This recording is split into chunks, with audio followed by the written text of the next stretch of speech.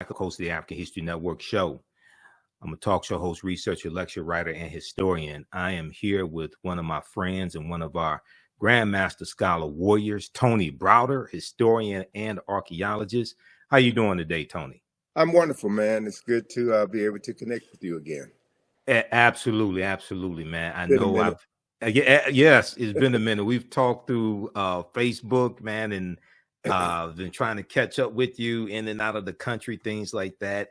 But Tony was one of my first interviews that I did in 2010 when I launched the African History Network show. And we're celebrating our 13th year anniversary. First launched March 10th, 2010, the African History Network show. And many people know Tony is the author of one of my favorite books, and we use it in my online history classes. I teach Nile Valley Contributions to Civilization. If you don't have this book, you have to get this book, okay? Nile Valley Contributions to Civilization by Tony Browder. So we want to have this conversation. I was talking to Tony yesterday, Friday, and today. We want to have this conversation dealing with why Nile Valley civilization history matters. And we're going to talk about some African queens, and also with Queen Cleopatra, we're going to put this in a historical context as well, all right? So, Tony, let people know just briefly some of your historical background and some of your research. Well, I am formally trained as an artist, a graphic designer. My interest in history was piqued on February the 21st, 1977. That was probably before some of your listeners were born. That was when I met Ivan Van Sertima. Dr. Ivan Van Sertima was speaking at Georgetown Law School. He had just previously published They Came Before Columbus, the African Presence in America.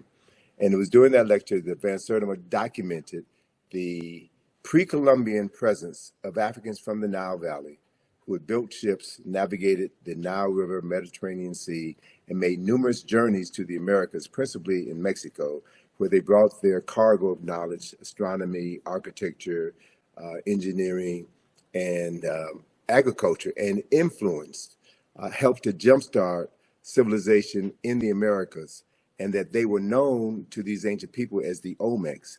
And there were at least 20 large heads of these stone-carved heads of these Africans that were placed on ceremonial temples and mounds throughout Mexico.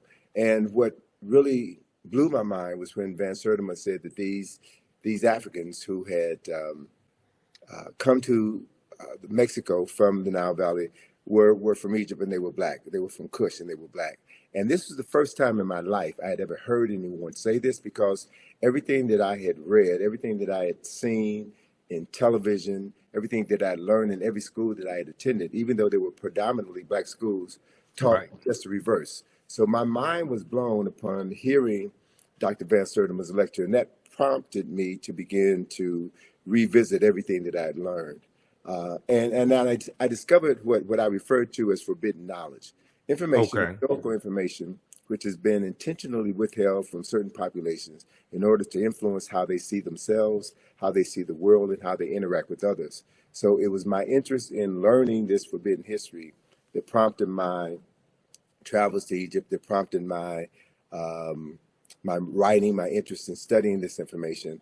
And another major turning point in my life was in September of 1984, when Ivan Van Sertima, along with Charles French and Asa Hilliard, sponsored the Nile Valley Conference at Morehouse College. And that 4-day event cemented to me the power of knowledge. And the interesting thing about this gathering was that it featured not just African scholars and African American scholars, but European scholars who also understood that the historical knowledge of the past had been fragmented and had been erroneously presented as historical truths. So beginning to become aware of the fact that whoever controls your knowledge of the past controls your conception of yourself in the present has really framed everything that I've done. So the work that I've done, the writings that I've done, the study tours that I've done are all designed to introduce people to historical information that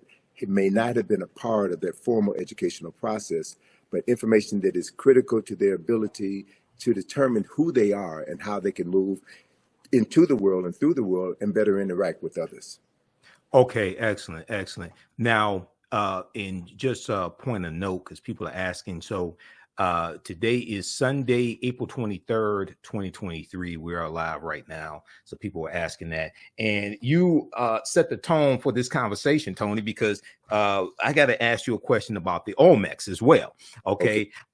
Because you just mentioned the Olmecs, right? And I teach about this in my class. And in Dr. David Imhotep's book, The First Americans Were Africans, Documented Evidence, he talks about the Olmec, Mandinka, Egyptian or ancient Kemetic connection. Okay. I want to have you explain that in just a minute. And then also, okay, CS, thanks for your support. If you want to support the African History Network, visit our website, theafricanhistorynetwork.com, theafricanhistorynetwork.com. Also, you all can support us through Cash App, $ the AHN show through Cash App, and PayPal, paypal.me/the AHN show. And when you do it through YouTube, they take a third of it, just so people know, because they're trying to support through YouTube. Okay. Also, give your website, Tony, and let people know how they can support your work. And then I'm going to have you answer that question about the Olmecs. Sure. Well, our website for IKG is www.ikg-info.com, ikg-info.com.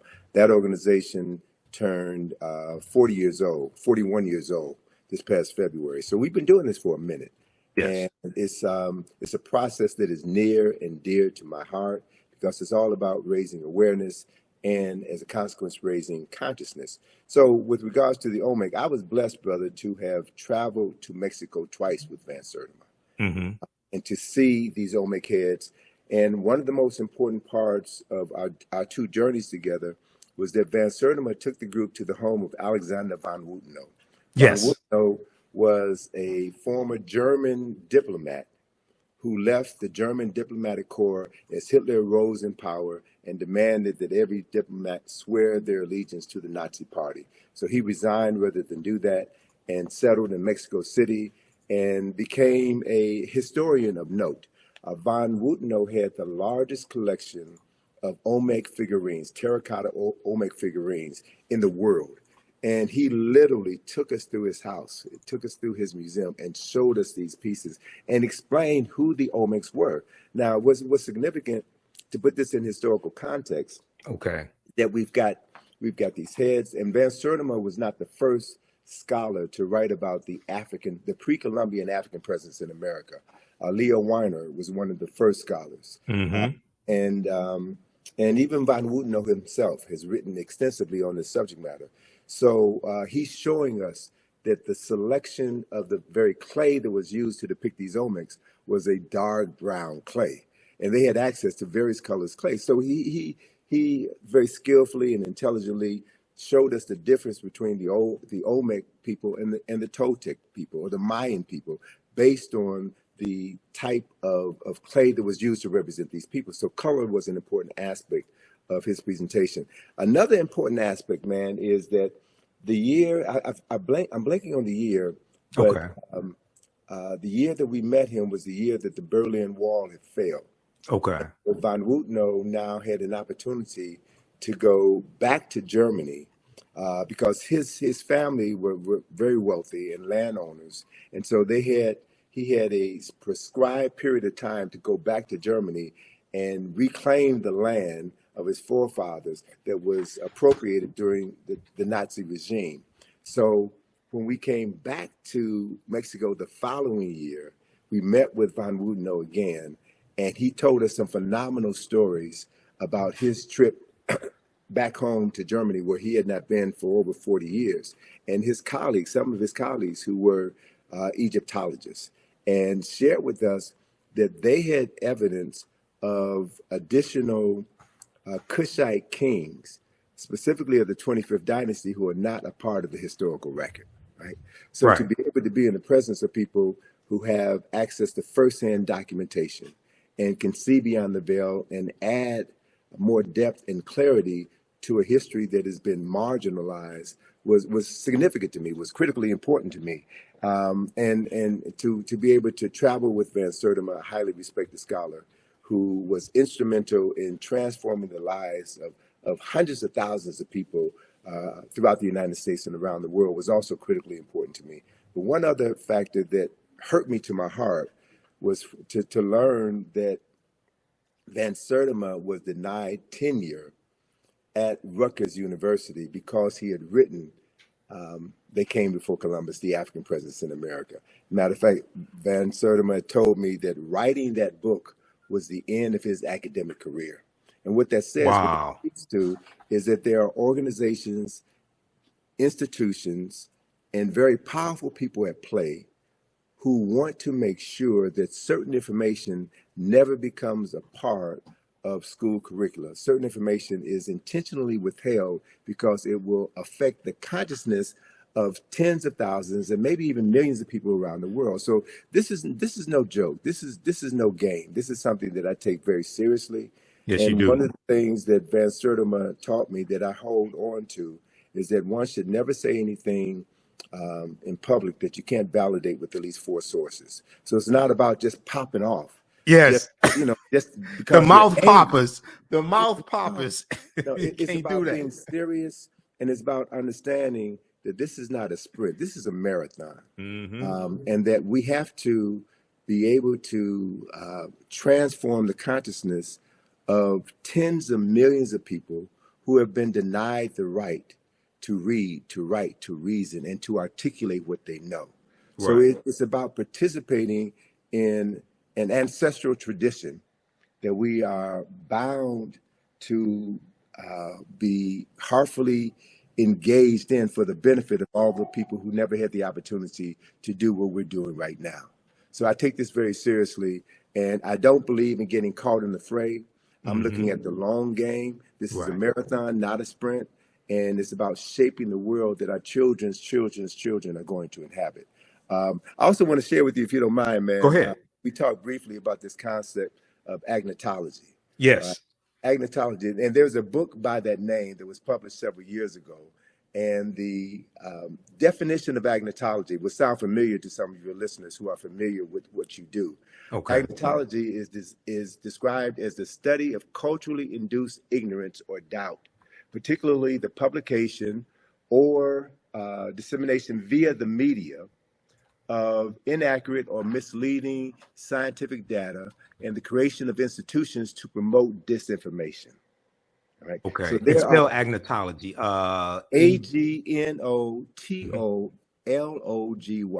Right. Agnatology. All right. Right. And I'm looking at this this Stanford University Press. I'm gonna show this on the screen here. Just a second. Go ahead. Okay. And so for those of us who have been studying this form of brainwashing, if you will, or propaganda, if you will, we should be aware of the book that was written by Dr. Carter G. Woodson in 1933 called The Miseducation of the Negro. Right. So agnatology is another word for miseducation. It is the intentional marketing of ignorance in order to move people in a specific direction. And so the media, based on my experience and my background in the media, marketing, advertising, and design, I know very clearly that the media, i.e. social media, is the most powerful form of mental manipulation ever created in the history of the world. And so we have heard about,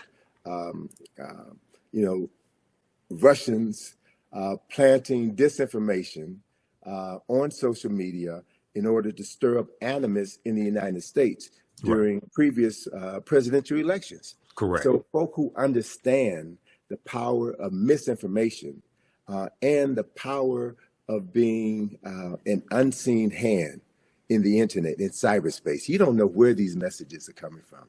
People have a tendency to be, a large segment of the population is addicted to this information. They're addicted to information that excites them and moves them to emote as opposed to moving them to think and process what they're doing. And so it's so critically important at this particular point in time in history, Michael, that we understand how we're being manipulated by information, and how critical it is that as we move through the next presidential election cycle, right, and what happens after that, how we will continue to be manipulated. Emotional buttons will be pushed. And as they're pushed, people will think less. They'll talk more and think less and engage in activities that will be detrimental to the well-being of society as a whole. So it's important to choose our arguments carefully and to have your talking points down pat and to know that those talking points are grounded in history, not mythology, not anger, not racism, but documented facts that can be substantiated. So when two people have a discussion, you bring your facts. And anyone who is a serious student of history knows that nobody knows everything. Correct. That as more information is being uncovered, it changes our perception of what we thought we knew. So it's very difficult to win an argument when you're talking with a fool. It's very difficult to win an argument when you're talking with someone who already has their mind made up. There's a saying, my mind is already made up, so don't confuse me with the truth. Mm-hmm. So we've seen here in this country, brother, within the last 7 years, how misinformation and disinformation have divided this country to the point where we may literally be standing on the verge of a civil war, right? Where any sense of normalcy and respect between two parties with opposing views has gone out the window. So to watch what's happening right now in Congress is an indicator of what's happening all over the world. It's not just here in the United States, it's happening all over the world. So it's like we're in a fight for the soul, not just of America, as certain politicians say. We're fighting for the soul of our consciousness. We're fighting for the soul of Africa. And I think if you're going to be engaged in that fight, you have to prepare yourself adequately. There is a statement that was made by, I think it was the U.S. Army in an ad that they did a couple of decades ago. They said that the first battle in any war takes place in the mind. Mm-hmm. And the first casualty of any war is always the truth, right? It's always the truth. So we have to be very clear about what we're talking about so that we can deal with the truth that stands on solid ground, and not a truth that liars speak in order to muddy the waters and to move people into a space where they won't be able to distinguish the truth from a half-truth from an all-out lie. So these are the issues that I think that are so critically important for your listeners to understand. And it's also the reason why I just finished a 2-part webinar on why Nile Valley civilization matters. Okay. There's certain core information that has to be understood if you're going to engage anyone in any discussion about African history or Nile Valley history. And we've never been given the basic knowledge. So there are many people, unfortunately, who have a very pronounced presence on the web who read one book and all of a sudden become an expert on something that they know very little about. Correct. And so dealing with these issues, dealing with the larger issue is important. And that's also one of the reasons why we find here in the United States, there is an ongoing effort on the part of certain parties to suppress the teaching of African history, to suppress the teaching of American slavery. So, what's happening in Florida or Virginia or Texas is nothing but an effort on the part of a certain population to control the historical narrative and to perpetuate a point of view which disassociates them from decades of violence and murder and crimes against humanity. So I understand that. I understand why they're doing what they're doing because of what they have to protect. So my response to that is not to get angry for our former oppressors for saying that they're not going to continue to miseducate us. We have a responsibility and an obligation to educate ourselves. And that's what the Black consciousness movement was about in the 1960s, which led to the Black Studies movement, which has opened the door for us to have this level of conversation today. And there has always been pushback. There's always been pushback. And so we have to learn from the lessons of the past, learn how our scholars, our heroes and our sheroes were able to work around these obstacles that were placed in their path in order for them to continue to get the message out and raise multiple generations of people who now have a clearer understanding of what history is and why history is so critically important. Absolutely. And, you talked about dealing with facts. And I have a saying, those that have been following me on the African History Network show, if we disagree, let's disagree based upon the facts and the evidence, not the fact that you don't want to deal with the evidence. Okay. Mm-hmm. Number one. Number two, you talk about marketing. So many people know my degree is in business administration with a major in marketing from Wayne State University. The foundation of marketing is psychology. So this is why a lot of this information I understand better than many people because of my training and having a background in sales and marketing, etc. You mentioned the Olmecs a few minutes ago. I want to hit on this and have you expound on it, and then talk some more about Nile Valley civilization and why this history is so important. So many people are familiar with Dr. David Imhotep, who wrote the book, The First Americans Were Africans, Documented Evidence. He's a friend of mine. I've interviewed him probably 13, 14 times here on the African History Network show. And on page, I'm going to pull up this citation here because we discussed this in my classes also. What page is that in this book? He deals with the Olmec. He talks about the Olmec connection and what you just hit on. I want you to expound on this, because when we start talking about the African presence dealing with the Olmecs, we get a lot of pushback or people saying, "Oh, you're lying," things of this nature. Okay, so he deals with let's pull this up here. Mandinka Egyptian Olmec connection. Mandinka Egyptian Olmec connection. And I'm going to try to flip over to this slide here. Just bear with me for a second. I got to close out one of these presentations. All right. Let's look at this here. So he says, let's see here. Let's go to current slide. A major ethnic group. And now this is from page 82, I think it is, of the First Americans Were Africans, Documented Evidence. A major ethnic group among the ancient Egyptians were the Manding people, a Niger-Congo homeland in the general vicinity of the Upper Nile Valley, is probably as good a hypothesis as any for the origin of the Manding. And let me try to reconnect here. I want to show this slide. Okay, so we'll do this and let's go here. All right, resume slideshow. That's what we need.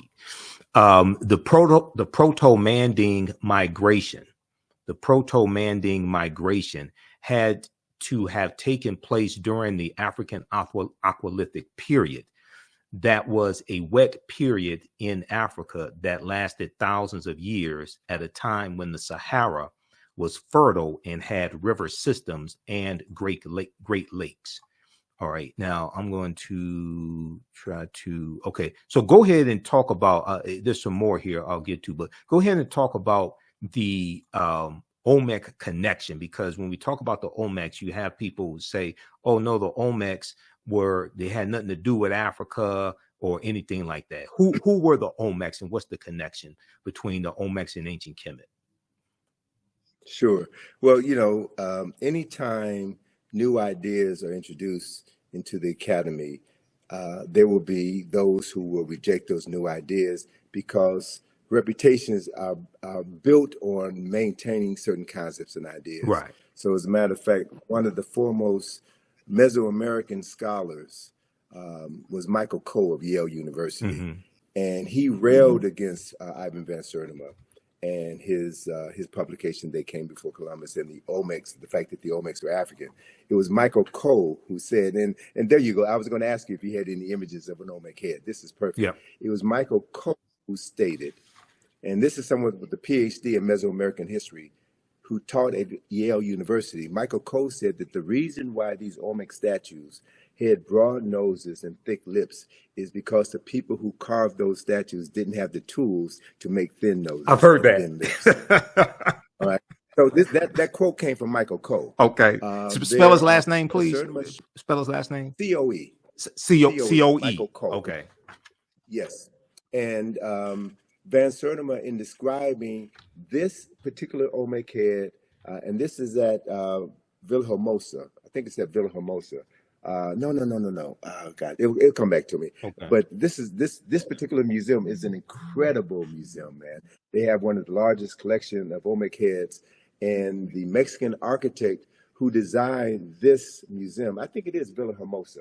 The Mexican architect who designed this museum also designed the Nubia Museum in Aswan. Okay. Right? And so Van Sertima had pointed out that the helmet, the leather helmet that is worn by this Olmec personality and several other Olmecs, is practically identical to the leather helmets worn by Nubian warriors. Mm-hmm. Right? So he's drawn a number of interesting parallels between these cultures. He's got maps in his book that shows the migratory pattern of the Olmecs from the west coast of Africa, who were able to catch currents that brought them over to the Americas. And one of the other points that Van Sertima brought out in many of his lectures that people want to dismiss or not discuss at all is the fact that these Africans who made the journeys, made multiple journeys, also brought back to the Nile Valley certain products. And one of the products that they brought back was cocoa leaves. The coca leaves, the plants from the plant that is used to make cocaine. Right. And very few people talk about the fact that when a examination of the mummy of Ramesses II, one of the most significant kings in Nile Valley history, when a examination was done on the contents of his stomach, they found coca leaves in his stomach, right? And they only existed at that time. They only existed in the so-called New World. So there's so many connections that have been, so much information about these migrations that have been suppressed in academia. So the other thing is there is a marvelous book that Charles Finch turned me on to, written by a Senegalese scholar by the name of Abubakar Lam. That book is entitled Paths from the Nile. And this book documents multiple migrations from the Nile River Valley into the Niger River Valley. So David Imhotep had talked about before the desertification of the Sahara, this region of northern Africa was grassland, and you had multiple river systems that ran from east to west. And so if we begin to explore this intercontinental migration of African people from the east to the west, from the Nile Valley to the Niger River Valley, we'll begin to find that there's tons and tons of history that is waiting to be rewritten, the artifacts that are waiting to be unearthed that will add to the story of African people and the migration of African people. And the only way that story could be told intelligently is if more people of African ancestry get interested in the subject matter and do the primary research. Right. So, I hope that what I've done throughout my career has served as a model to encourage others to get involved in traveling to Africa and doing the research, documenting what you found, and helping to bring this information out of the darkness into the light. Absolutely. And you talk about primary research. Professor Manu Ampem, who's a friend of mine as well, he talks about primary research as well. Dr. Leonard Jeffries, Professor James Small, those are two of my teachers. Professor Kabahaya Watha Kamene, Dr. David Imhotep, they talk about the need for primary research. Okay, so this section here, this is from page 82 of The First Americans Were Africans, Documented Evidence. And as I said, Dr. David Imhotep deals with the Mandinka Egyptian Olmec connection, or the Manding. He said the Nile flowed west across the Sahara and emptied into the Atlantic Ocean during very, very ancient times. This would have enabled East Africans direct access to the Atlantic Ocean. The longer route would be to sail to the Nile River north to the Mediterranean Sea and then head west to the Atlantic Ocean. When the Manding reached Central America and began mixing with the local population, they were labeled Olmecs. Okay, when the Manding or Mandinka reached the Central reached Central America and began mixing with the local population. They were labeled Olmecs. The Olmecs were supposedly a mixture of the Manding or Mandinka and American Indians, or people who we would term, Native Americans, or however you want to phrase that. Do not forget that the Manding made up the base of the Olmecs. So the Egyptians, or the ancient Kemetic people, the Kemet II, the ancient Kemites, the Manding and the base of the Olmecs are related to each other. So just briefly talk about that, because there's so much, there's so many attempts when we talk about the Olmecs, and we're not saying that the Olmecs did not have any Native American ancestry or anything like this. We're not trying to take away somebody else's history. We're trying to correct history. Well, so a couple of things I want to add to that. One clarification I want to make is that the Nile Valley flows from south to north, but within the lower Nile Valley, you had other river systems that flowed from east to west. So I just want to clarify one thing. So it wasn't the Nile Valley that flowed from east to west. It flows from south to north. The tributaries that flowed off of the Nile, or fed into the Nile. So what that implies, a couple of things. Those of us who have studied Nile Valley civilization, the Nile River is the longest river in the world, 4,120 miles approximately. It begins in the highlands to the south. There are two primary sources for the Nile River: Lake Nyanza in Uganda, now known as Lake Victoria, because when Europeans discover Africans, they rename things that Africans had. But that's the source of the White Nile. And then you have the Blue Nile, which comes out of Lake Tana. The Blue Nile is the primary source for 90% of the water that flows from Khartoum north into the Mediterranean Sea through Kush and through Kemet. By the time the waters from the White Nile reach Khartoum, where the two rivers join together, 90% of the water from the White Nile has evaporated. So it's not only the water from Ethiopia, but the silt in the water from Ethiopia that made the Nile Valley, the lower Nile Valley, the most fertile land on earth. So Dr. John Henry Clark refers to the Nile Valley as the world's longest and oldest cultural highway. So we know the people, products, resources, in addition to the water, flow from south to north. So when you look at the development of Nile Valley civilization, you'll find that the primary science, the primary mythology, if you will, of Nile Valley civilization came out of the south, came out of the upper Nile Valley. And I'll share this with you, and then I'll go on to finish answering your question. So the primary mythology of Kemet and Kush is associated with Asar, Aset, and Heru, who we know better by their Greek names, Osiris, Isis, and Horus. They're the foundational mythology of Kemet. That story of Asar, Aset, and Heru that was instrumental in the founding of Kemet from the first dynasty on, that story originated in Ethiopia at least 4 to 6,000 years earlier, among the people known in southern Ethiopia as the Omoro people. That same story is there. And as it flowed northward down the Nile, it modified over time, right? And became slightly interpreted, but that is a fundamental story. So you also had situations where as Africans migrated from south to the north, they also migrated from the east to the west. So there was this flow, this intergenerational transference of knowledge and technology over time and space from the east coast of Africa to the west coast of Africa. And much of that information is now really beginning to come out. And what it does, the coming of this information will shatter all of the myths about West Africa. And there are scholars now in Ghana, Senegal, Nigeria, Cameroon, and Mali, who are now talking about their ancestral migrations from the Nile River Valley into the Niger River Valley. So we're living in an age of incredible discoveries where new information is going to be coming forward. So as part of that migration of Africans from West Africa into the Americas, what we're talking about is the further transference of African knowledge and African technology. So those who have a vested interest in maintaining the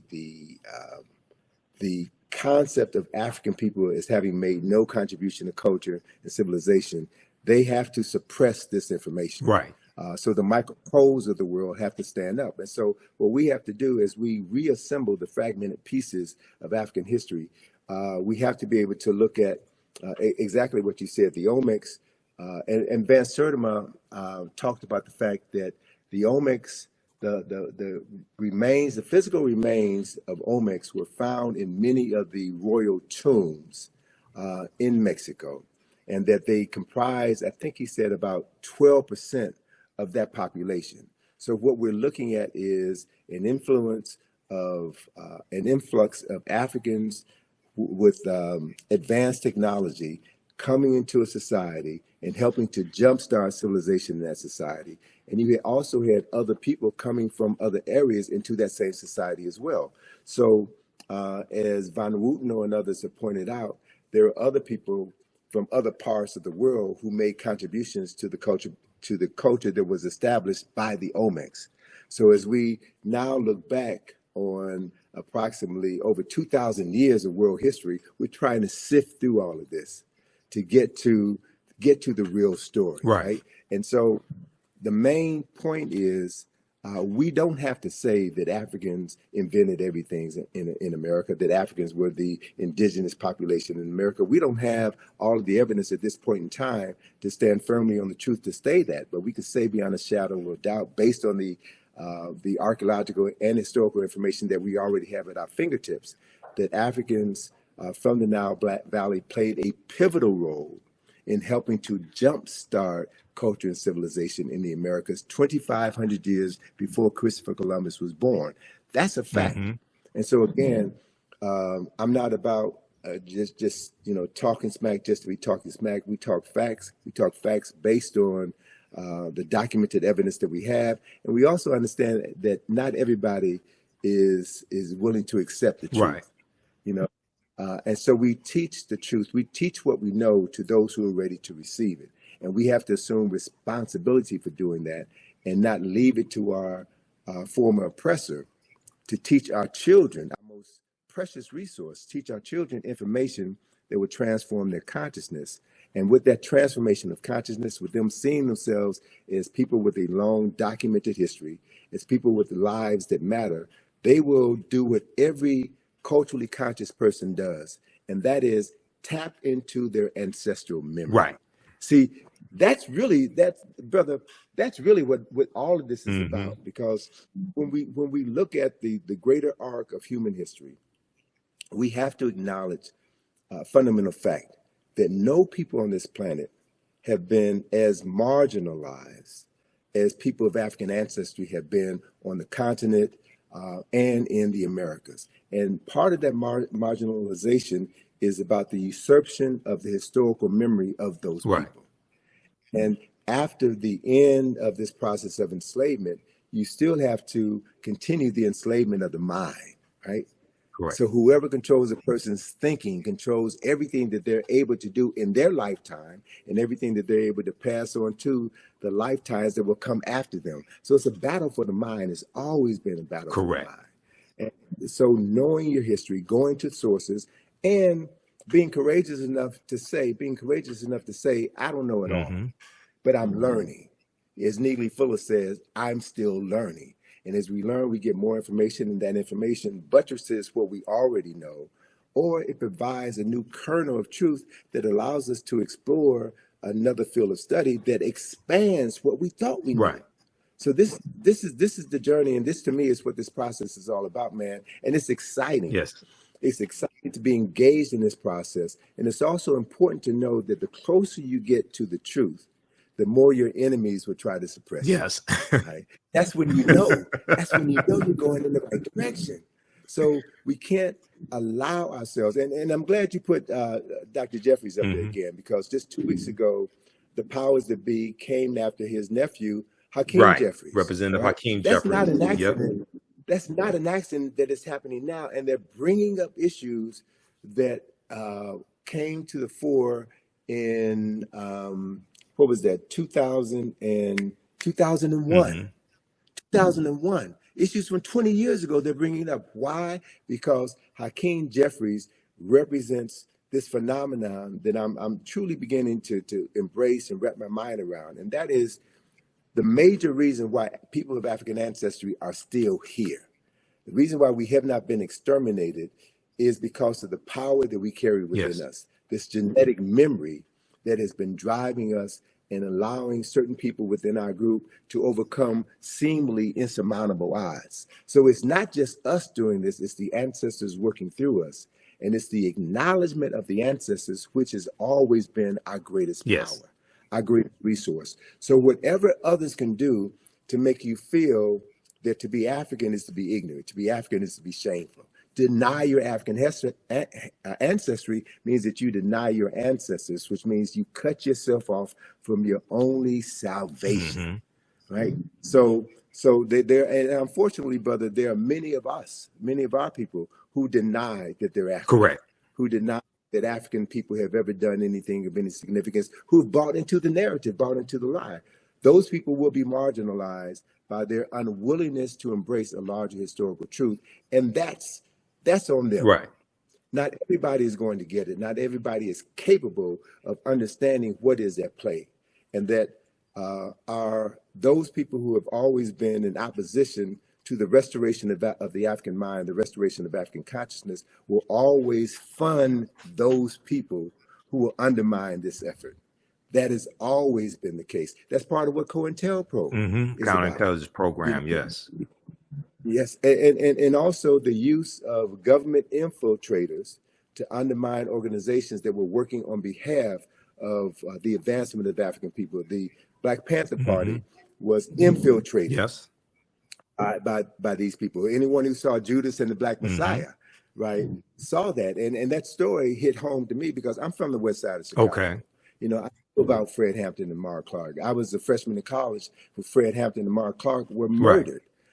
Went to school with a young lady who was in the house the night of the murder. So to have her give her description of what happened, and then to read in the newspaper, the Chicago Sun-Times, or to watch on the news, Mayor Daley, Edward Hammerhand, and other government officials give their version of the story, that's when the covers came off for me. That's when I began to realize that the media lies, the politician lies, that people have a vested interest in perpetuating a false narrative in order to maintain their power and suppress any effort on the part of African people to free their minds. So these issues are critical, man. And we cannot, you know, we cannot have a short-term memory when we're dealing with long-term issues. Look at what happened in the 60s.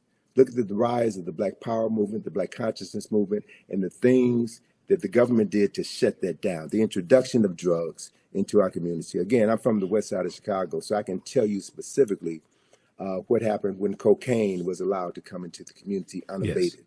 What the film, and this is again the power of the media, what the film Superfly did to destroy conscious Black folk on the west side of Chicago. Right, the original Superfly with Ron O'Neal, the original Superfly. Yes, exactly. Yeah, exactly. So I was in Chicago, man, when that film came out, and I saw how cocaine, when the blaxploitation movies, and very quickly, and I know we only have a few minutes left here because I know you got to run. A couple things I want to hit on that, but very quickly because people are asking. Also, if you want to support the African History Network, you could do so Cash App, $ the AHN show through Cash App or through PayPal, paypal.me/the AHN show. We have the links on our website, theafricanhistorynetwork.com, theafricanhistorynetwork.com. I put the links there because some people have set up fake African History Network Cash App accounts and they've been stealing money from us. Okay. So we have the actual links there. You can click on it. To support Tony Browder and the work that he and his daughter Atlantis Browder do. Okay. Go to IKG-info, info.com, IKG-info.com. You mentioned Superfly, and I want to talk about that for just a quick minute, and then have you connect Nile Valley civilization and history to Queen Cleopatra, put it in a historical correct context. Okay, we're not going to let that dominate the conversation. Nathan McCall, the author Nathan McCall, he had a book out in the 1990s called Makes Me Want to Holler. African-American man, Makes Me Want to Holler. And I read his book, and he talked about how in the 70s, the movie Superfly made he and his friends want to sell drugs, to live that type of lifestyle. Okay. And he ended up going to prison. He became a journalist. I think it was either the Washington Post he ended up writing for. Washington Post. Yeah, I read his book, and his book was fantastic. And I had the book on tape, but that deals with the power of the media. Okay. And Dr. Leonard Jeffries has talked about previously how those blaxploitation movies, not all of them, there were some good movies, but how some of those movies showed us in the worst light and promoted drug usage, pimping, selling drugs, things of this nature. And white people profited off of these degrading images of African Americans. Right after Dr. King's assassinated in 1968, Malcolm X assassinated in 65, the Black Panther Party for Self-Defense is infiltrated and largely derailed, okay? And then you have these movies. So we got to understand that chronology. Connect the Nile Valley civilization history to putting Queen Cleopatra VII in the correct historical context, please. Great. So the perfect example I can give you is the work of Dr. Asa G. Hilliard III, who established a framework for understanding Nile Valley civilization. And he divided Nile Valley civilization into 4 golden ages. The first golden age was dynasties 3 through 6, when all of the Mir or pyramids were constructed. The second golden age was dynasties 11 and 12, when all of the great literature, the philosophical literature, the scientific literature, the moral literature for the nation was established during that period of time. The third golden age and the longest golden age is dynasties 18 and 19, when Kemet was forced to become an imperialistic nation because of continued intrusions from the north. And then you have the last golden age, the fourth and final golden age, which is the 25th dynasty, which is what Dr. John Henry Clark referred to as Africa's last great walk in the sun. It was the last time in history that Africans were the wealthiest and most powerful people on the planet. So if you understand that framework, then after the 25th dynasty, and there were 30 dynasties in the history of dynastic Egypt, Kemet civilization fell in 332 BC with the advent of Alexander of Macedonia conquering Kemet and turning Kemet into Egypt. Egypt is a Greek word. Pyramid is a Egypt is a Greek word. So most of the names of African places and things and people have been changed by non-African people. So if you don't know the original names, you'll never be able to understand the history, the culture, the science, the philosophy, and the concepts as they were originally created. Let me give you one example of that. Pyramid is a Greek word, which means little flat cake, like a pancake. The original word for that structure is mir, M-I-R. And the word mir means the place of ascension. So mir, there are no bodies buried in any pyramids of mir in the entire Nile Valley. None, zero. So anytime anybody tells you that the pyramids were tombs, that is a lie, whether it's an intentional lie or unintentional lie based on ignorance. Mir were always built over tombs. The tombs were underground. So the word mir means the place of ascension. The place of ascension. And the purpose of a mir was to facilitate the ascension of the soul buried underneath it into heaven, where that soul would be reborn. and they were very specific about where in heaven a soul would go to be reborn. So the first text which documented this journey of the soul into the afterlife was carved in the burial chamber of a tomb known as the Pyramid of Unas, right? So it's in his burial chamber where you find the oldest written religious documents in the world were inscribed on the walls of this particular tomb that talks about the soul, that talks about the process for the salvation of the soul, that talks about the judgment of the soul, and the place where souls go to be reborn.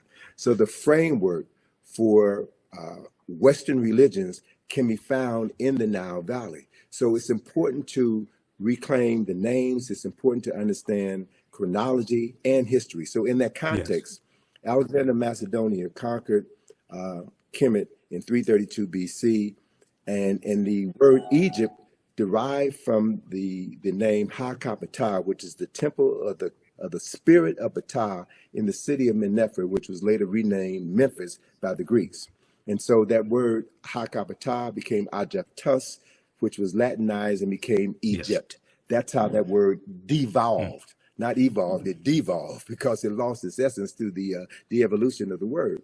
And so once Alexander conquered Kemet, and he became so enamored by the 3,000 years of historical knowledge that he had inherited by virtue of conquest. And so he no longer referred to himself as Alexander, son of Philip of Macedonia. He called himself Alexander, son of Ammon, son of Amen, the unseen presence of God Almighty, which is a upper Nile Valley concept, right? And so the Greek rulers then descended from Alexander's line, and Cleopatra is the last of these Greek rulers. So Cleopatra, for all intents and purposes, Cleopatra was not African. She was not Kemetic in the literal sense of the word. And so my thing is, don't get caught up in Cleopatra.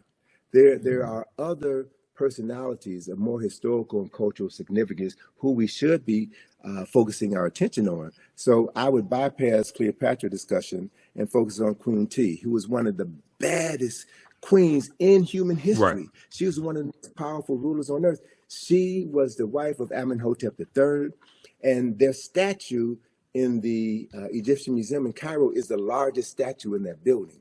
And anyone who looks upon that statue could see the nationality or the race, if you will, of who these two African people were.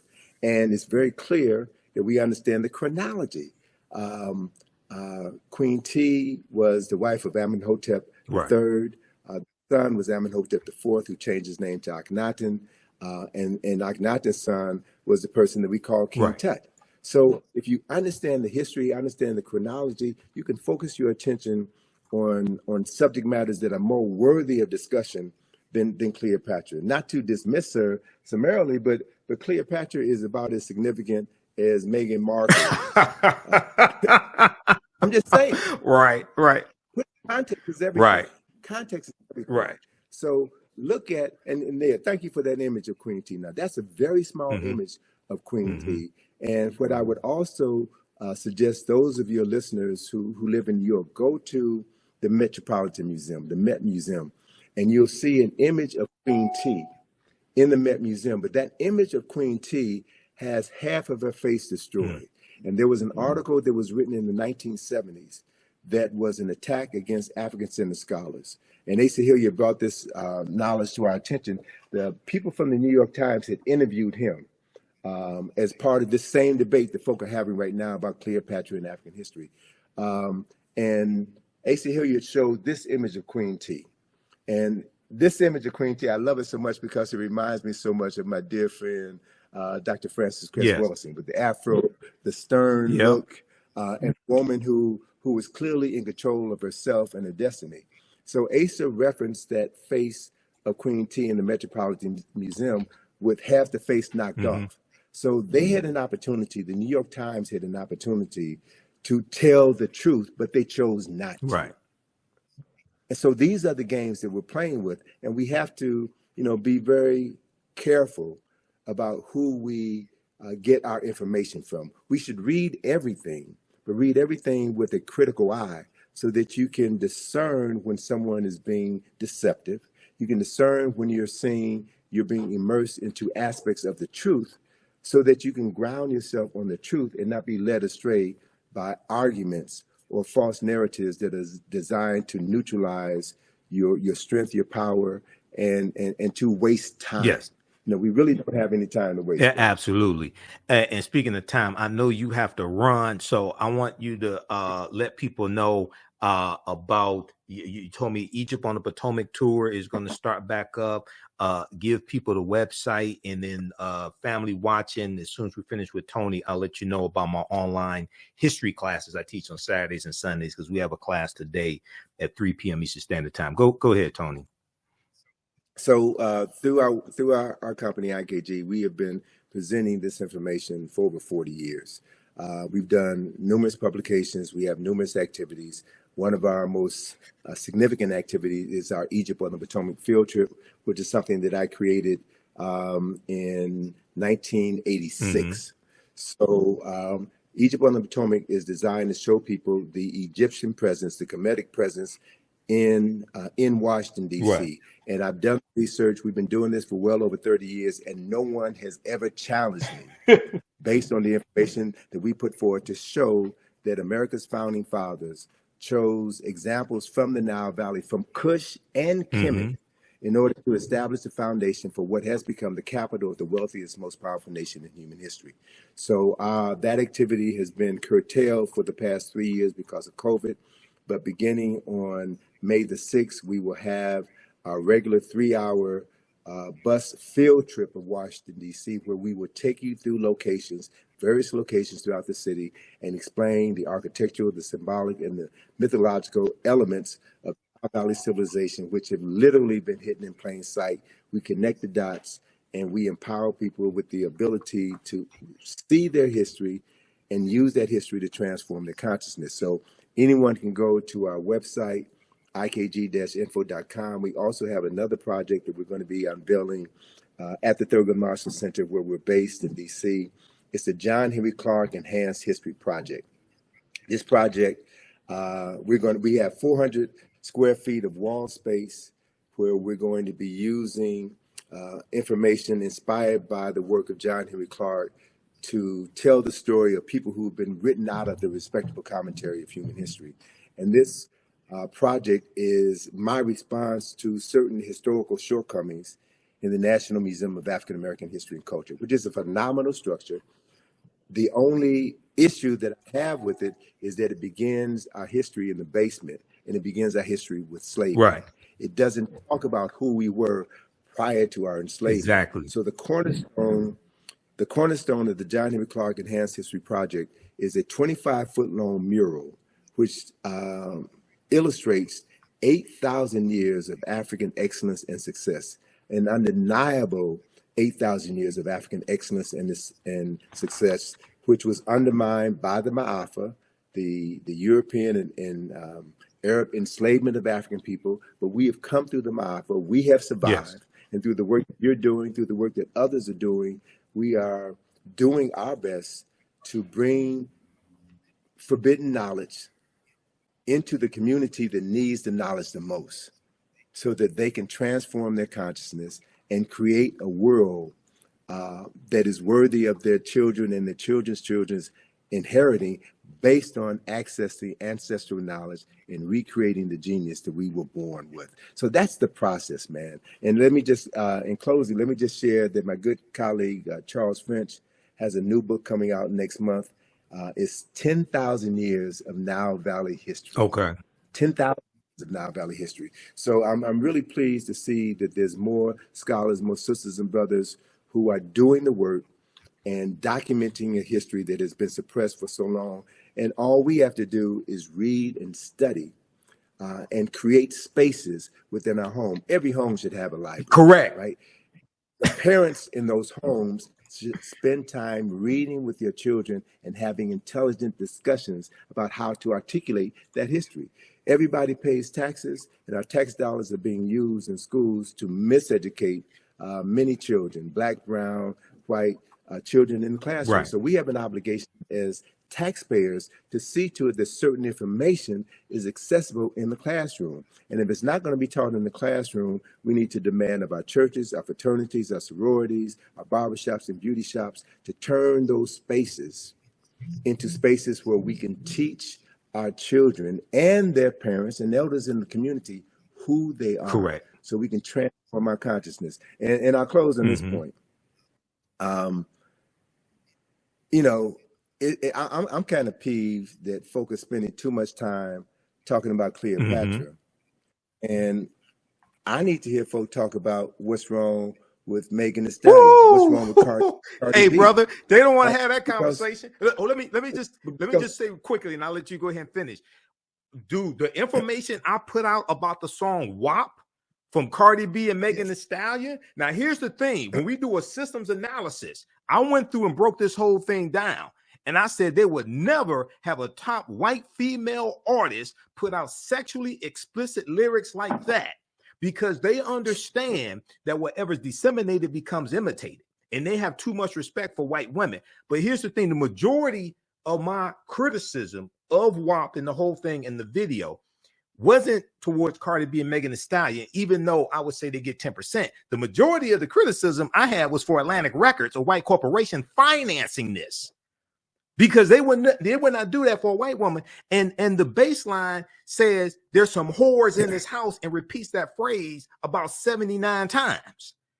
And in the video, all the women are of African descent except Kylie Jenner. And you have white people to put together an online petition to have Kylie Jenner digitally removed from the video because you only protect what you respect. And they saw that white woman as somebody who needed to be saved. You Negroes, you can keep doing that. You can be the whores in this house. This white woman, you too good for that. Go ahead, brother.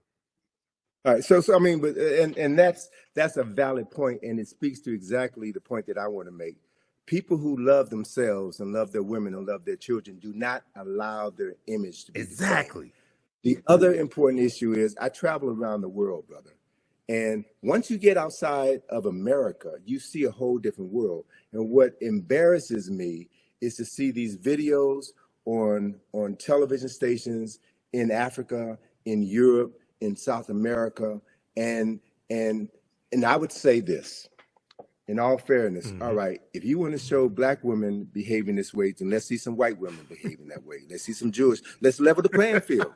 But it's only us because it's about disparaging us, and it's about maintaining this ideology of Afrophobia, this fear of black folk, this disrespect for black folk. And so we have to accept responsibility for that. So I'm not going to let Megan Thee Stallion and Cardi B off the hook. I'm not going to let them off the hook because they are rewarded for that.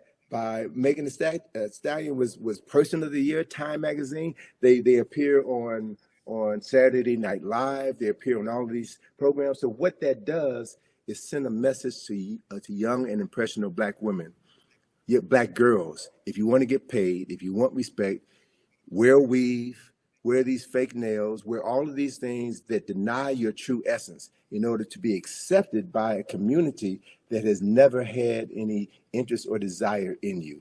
And so these are conversations that need to be had. Many of these conversations, I think, should be had behind closed doors and not on the internet, because you never know who's listening. We need to have private conversations, and we need to talk about how we can advance the culture and present favorable images of us, because the media, as I stated at the beginning of this conversation, the media is the most powerful form of mental manipulation ever created. And we're getting played. We're getting played. So, I always encourage people to take responsibility for yourself, to think before you speak, and to think about the long-term implications of everything you do. So emotion is all right, but emotion needs to be balanced with intelligence. It needs to be balanced with the ability to articulate what you think and to associate with people who are doing the same thing. The reality is, what I've learned over my 71 years of life here on planet Earth is that this information is not for everybody. You're not going to get everybody. It ain't about everybody. It's about moving and working with those people who are willing to learn, willing to commit themselves to something greater than their own individual and selfish interests. It's about building for future generations. So that process is happening, brothers. I'm encountering more younger sisters and brothers. When I say younger, I mean folk in their 20s, 30s, and 40s who are finally getting it, who are thirsty, who want this information. These are the people that we need to be focusing on.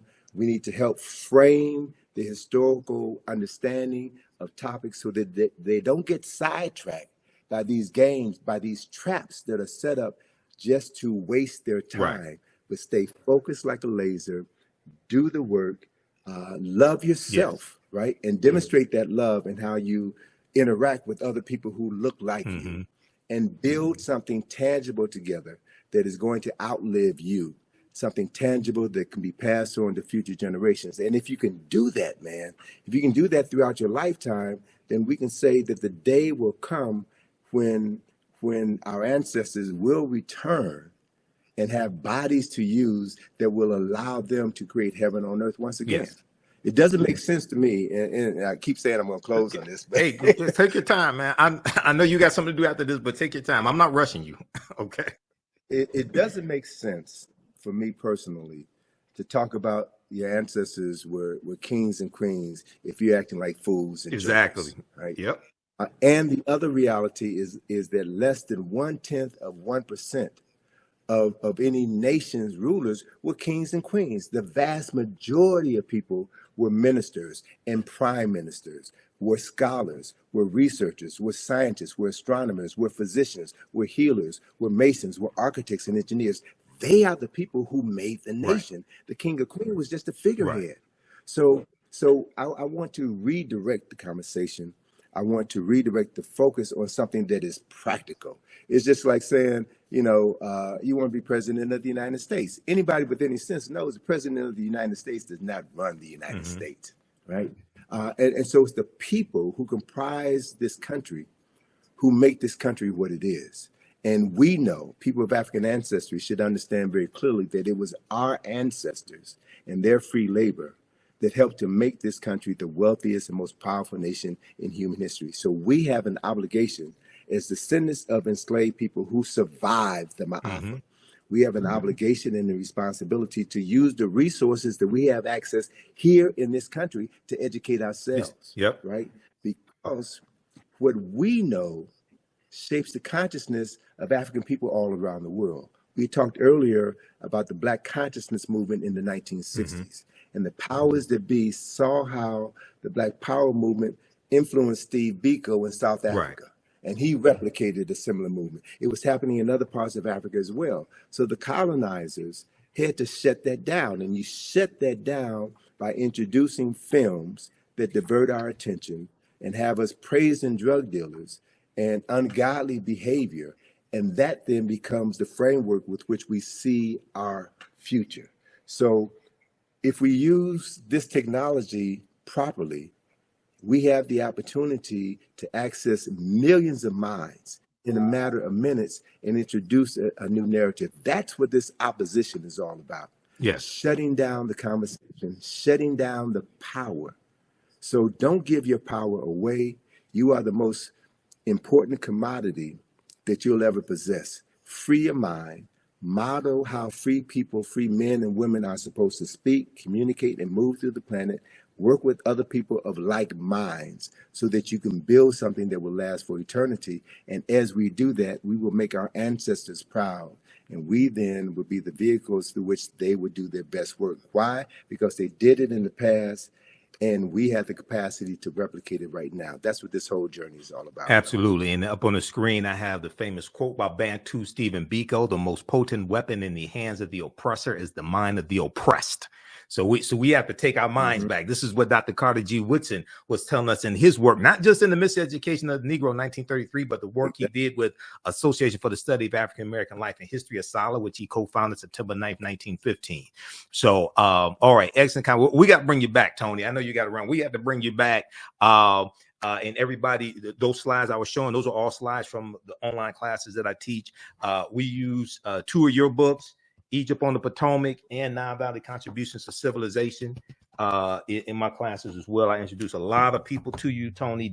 I read this book back in 1994. I just got this new copy last year from Brother Haki Ami Shakur.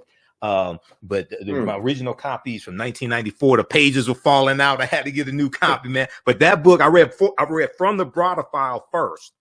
Then in 94 when I was at Wayne State University, I read Nile Valley Contributions to Civilization. It blew my mind, man. I haven't been right since. Okay. It corrected my mind. Right. You have been right. It corrected my mind, man, but it blew me away, brother. So you got to write, this is volume 1, man. You got to write volume 2. You got about 20 volumes in you, man. But you got to write volume 2, brother. Well, brother, that's one of the reasons why I need to use the time that I have left to redirect my energies. I've got a ton of information that I need to get out. Yes. And so I'm going to be focusing on doing more writing and continuing to push my daughter out, because what I have established is a legacy that she's going to continue. Mm-hmm. So, last December, I had some health challenges and I was unable to travel to Egypt, take my group to Egypt. So my daughter stepped up and did it. Oh, that's good. So to know that we're preparing the next generation, man, is really what this thing is all about. Because we're not going to live forever, and we can't do everything ourselves. So we should be training cadres of young people, man, to know who they are and to live that knowledge in everything that they do. That then is how we change the world. So, it's a pleasure to be on the program. We got to have you back soon, brother. Yep. And I'm wearing the Black Friday shirt because we're in the documentary series from Rick Mathers, director Rick Mathers, Black Friday, What Legacy Will You Leave? Okay. All right, Tony, everybody visit ikg-info.com. Support Tony Browder, support his daughter, Atlantis Browder, and also support the African History Network. All right, Tony, you have a good day, brother. Hotep. All right, peace. Take care, man. Appreciate it. Peace to you. All right, everybody. So that was one of our esteemed scholars, one of my friends for years, Tony Browder. He was one of my first interviews that I did in 2010 when I launched the African History Network show. I'm going to give you a little information about the online history classes I teach on Saturdays and Sundays. I'm Michael Imhotep, founder of the African History Network, host of the African History Network show. I'm a historian, been studying history 31 years. I'm a researcher, lecturer, writer, historian, talk show host. You see me on Roland Martin Unfiltered on Fridays. I'm a political commentator as well. You see me on Faraji Muhammad show, The Culture, also.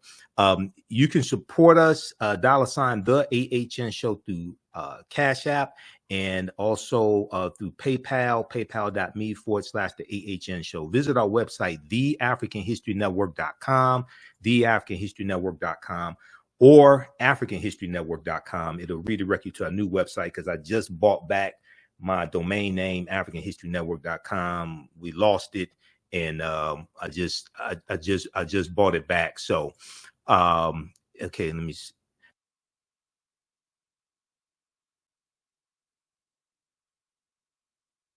Okay, I just bought back that domain name. When you go down the website, it has information about our radio show. I'm on 9:10 a.m. the Superstation WFDF Sundays, 9 p.m. to 11 p.m. Eastern Standard Time. We have our social media handles here. We'll be on live tonight, 9 p.m. to 11 p.m. Eastern Standard Time. We broadcast on Facebook and YouTube also. The African History Network on Facebook, Michael Imhotep on YouTube. We have our PayPal, Cash App information here, $, the AHN show through Cash App, and through PayPal, paypal.me/the AHN show. And you click right here, it takes you to our QR code for PayPal. We have this graphic here. This shows the actual Cash App tag, $, the AHN show, SHOW. When you go to it, it says Michael. It may show my picture. There are about 5 fake African History Network Cash App accounts I've identified. I opened up an investigation with Cash App last year. I'm still trying to get them shut down. So these other ones like $, the AHN SHO, or $, the AHNS. These are all fake African History Network Cash App accounts. They've been stealing money from us. So I teach 2 online history classes, Saturdays, 2 p.m. to 4 p.m. Eastern Standard Time, Ancient Kemet, the Moors, and the Ma'afa. Understand the transatlantic slave trade, what they didn't teach you in school. The slides I was showing you, those are all slides from the online classes I teach. We do the sessions live. All the sessions are archived and recorded. You can go back and watch them anytime. A year from now, 2 years from now, you can go back and watch the entire course. We deal with thousands of years of history and what leads up to the transatlantic slave trade taking place. When we deal with the transatlantic slave trade, we can't start our history in slavery. We have to deal with thousands of years of history that leads up to it taking place. So if you missed our class Saturday, April 22nd, as soon as you register, you can go back and watch it. Class is on sale $60, regularly $130. This helps support the research, helps support the African History Network, helps us broadcast the show. You can click right here. We have a video that gives an overview of the classes. We have a bundle pack. You can register for both classes that I teach right now. Limited time only, $100. It's a $300 value. You'll get 5 of my lectures in digital format free. Also, they'll be in a video library. The second class I teach on Sundays, and we're teaching the class today. It's going to be 3 p.m. Eastern Standard Time. Black resistance movements from the Haitian Revolution, U.S. Civil War, Civil Rights Movement, and Black Power Movement, 1800 to 1968. And we go through a look at history chronologically from 1800 to 1968, what leads up to the Civil War taking place. We look at the Reconstruction era, 1865, 1877, Jim Crow era, Great Migration, World War I, World War II, Civil Rights Movement, Black Power Movement. To understand what happened to us after slavery ended, what were the laws and policies put in place to put us in the predicament we're in today, to understand where we need to go from here. Okay, so this class picks up basically where the first one leaves off. Okay, it's a crucial class. I put together the curriculum for both of these courses. Been studying history 31 years. We deal with this about in both of these classes. There's about 80 or so articles that we reference, books that we reference. There's a ton of information. Okay, so we're teaching the class today, 3 p.m. Eastern Standard Time. Black resistance movements from the Haitian Revolution, U.S. Civil War, Civil Rights Movement, and Black Power Movement. Okay, so you can register for those classes. And very quickly here, I'll show you just a brief introduction to understand the transatlantic slave trade, what they didn't teach you in school. And that I've been teaching this class on and off since 2017. Okay. We use 2 of Tony's books in the class. We use 2 books from Runoko Rashidi as well. And there's in yesterday's class, there was a interview that I did with Runoko back in 2014. And we talked about Chevalier, Joseph Ballone, who the movie Chevalier is about. All right. So I'm about to re-release that interview to let people hear that information also. Okay, let me show you this here quickly. And we dealt with this. We just had our class on Saturday, fantastic class, Ancient Kemet, the Moors, and the Ma'afa, Understanding the Transatlantic Slave Trade. I'll post the link here. Mississippi River. Now, you know, somebody asked about the Mississippi River. You know, Memphis, Tennessee is named after Memphis in Egypt. Okay, we talk about this in the class.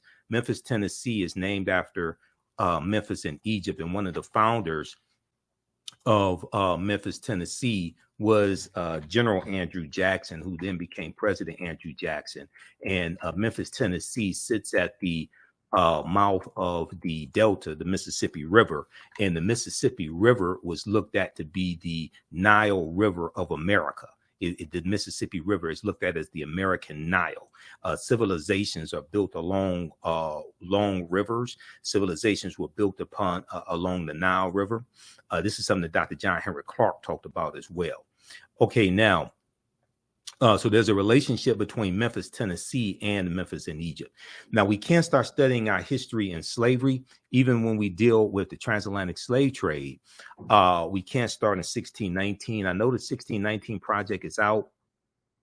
There's some good information in there. There's some problems with the 1619 project as well. I wouldn't say ban it or anything like that. But African people been in the land we call the United States of America going back at least 51,700 years ago.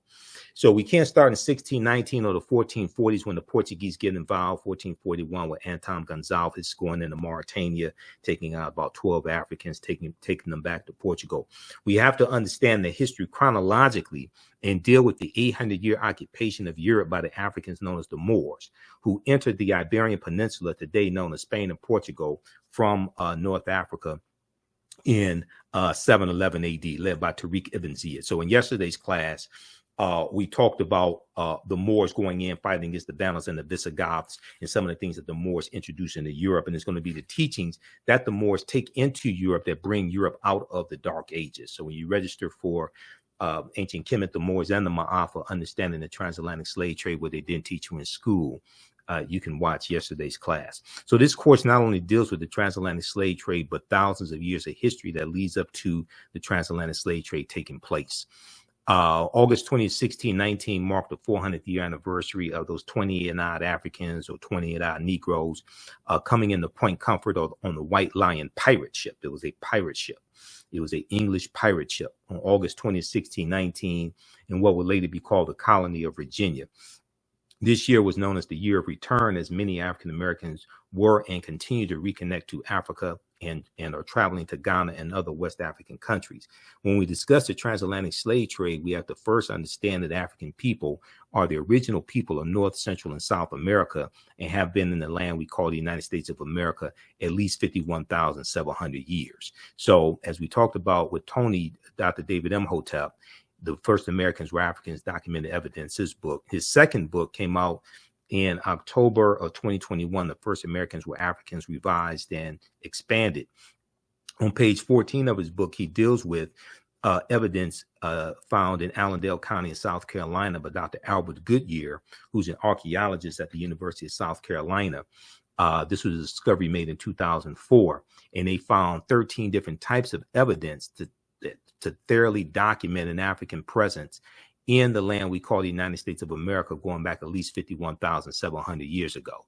They found artifacts, architecture, campsites, carvings, Egyptian writings, footprints in lava, genetic M174D haploid groups dealing with DNA and genetics, linguistics, paintings, skulls, skeletons, structures, and tools. They found 13 different types of evidence. This is why we can't start our history in slavery. The original people of the land that we call the United States of America were African people. Okay, these were the Khoisan. The Khoisan have the oldest DNA on the planet. They come from Southern Africa. They're the ancestors to the Ainu and the Twa, the short-statured Africans. All right. Now here's a picture of Dr. Albert Goodyear. He's a white archaeologist at the University of South Carolina.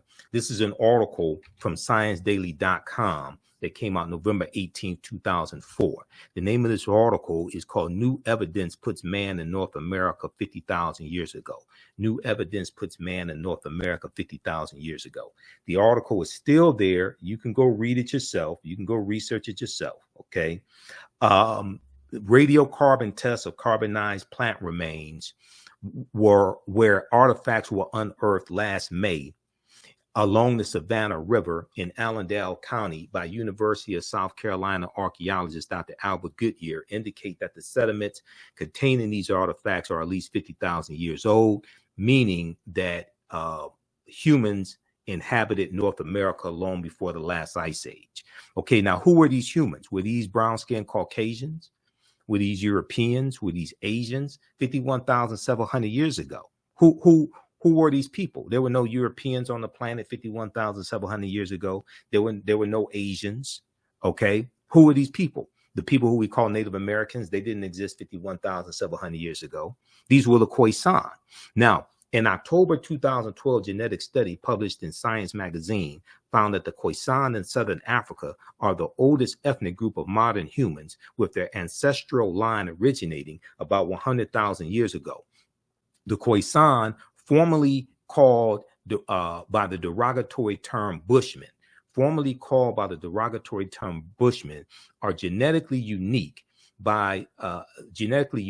and no other currently known population had separated so early from our common modern human ancestor, according to the report. Okay, now here are two Khoisan women. These are the short-statured Africans. Okay, now the Khoisan live mainly in Southern Africa in territory spanning Botswana, Namibia, Angola, Zambia, Zimbabwe, and South Africa. They are largely divided into two groups: hunters and gatherers, known as the Sans people, S-A-N-S, and keepers of the livestock, known as the Khoi Khoi people.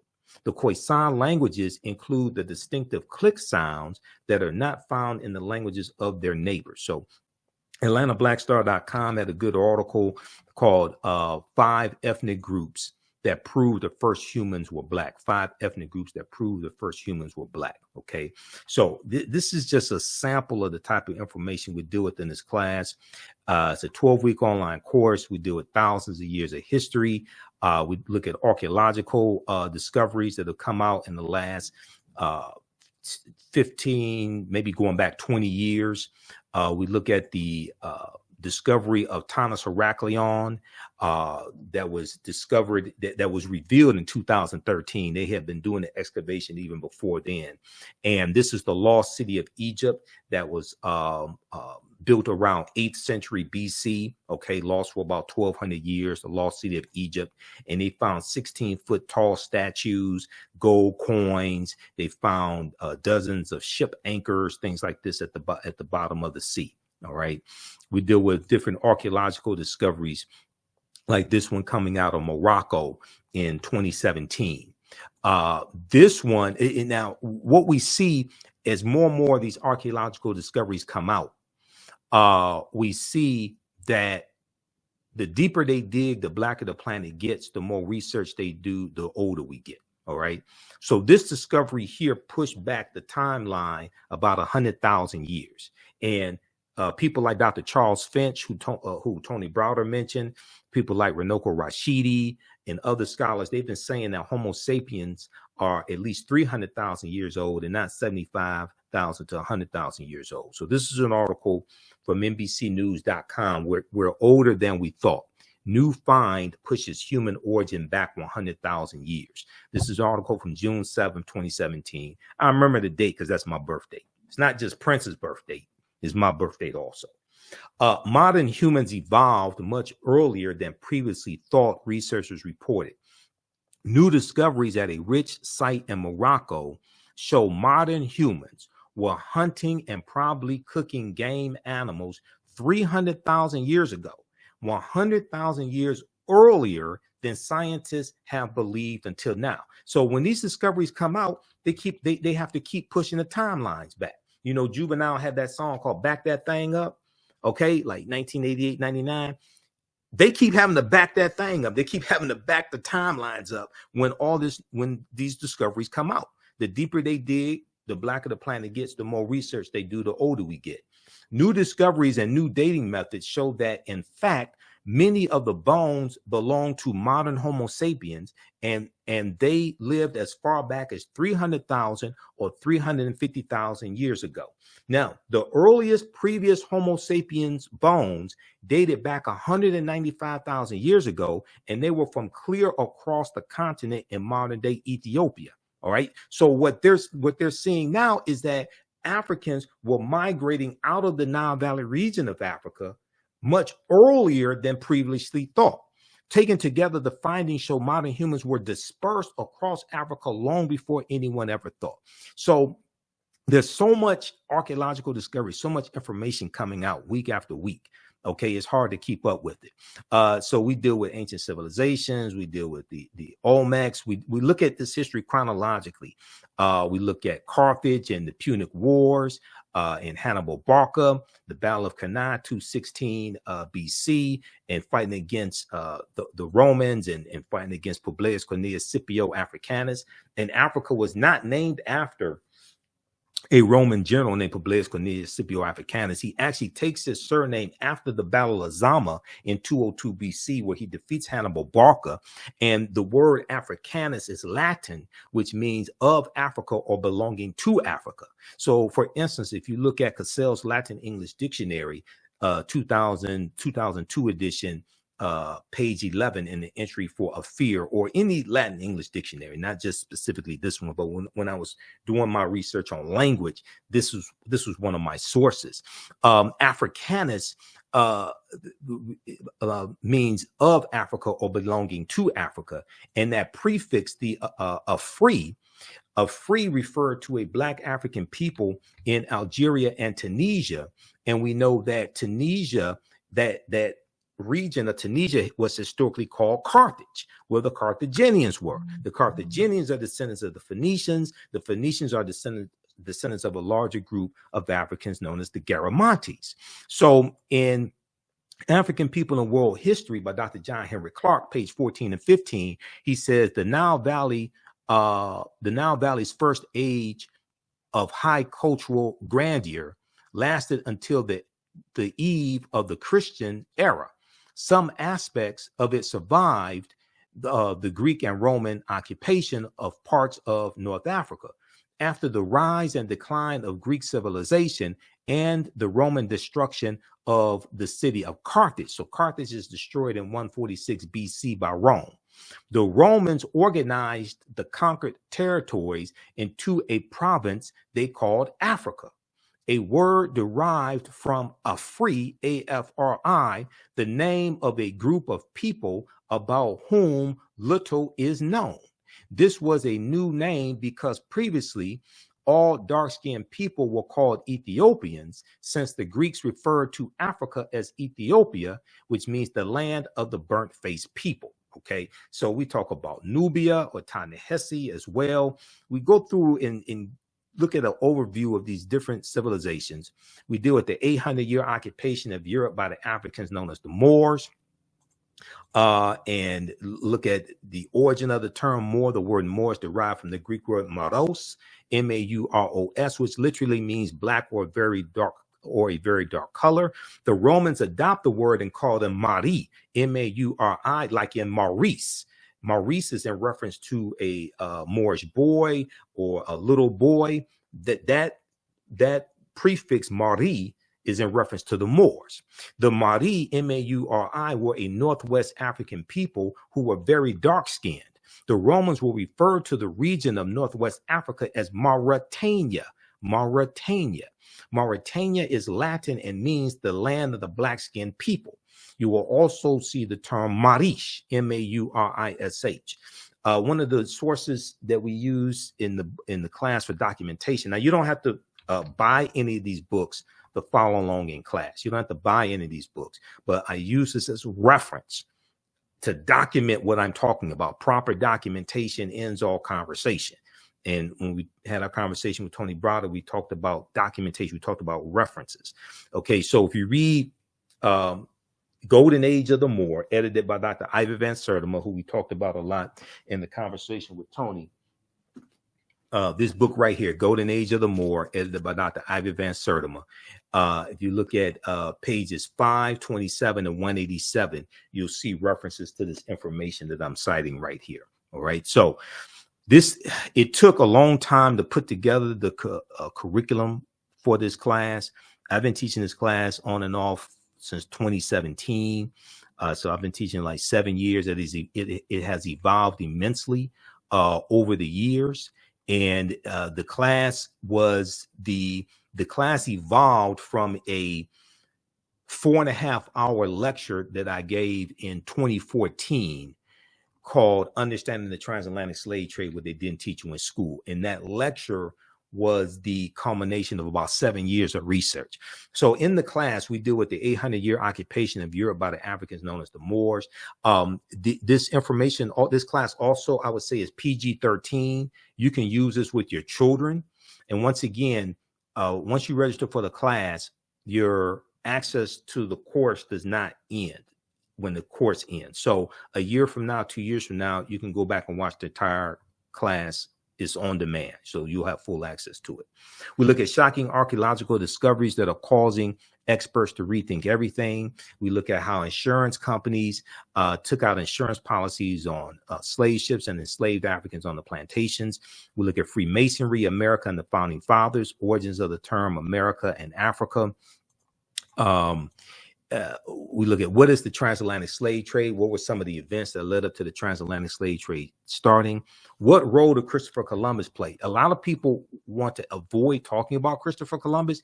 You have to talk about Columbus because Columbus is central to the expansion of the transatlantic slave trade. He wasn't the only person, but Columbus is critical in understanding the expansion of the transatlantic slave trade and where he went on his 4 voyages. Okay. When did Africans first come to the U.S.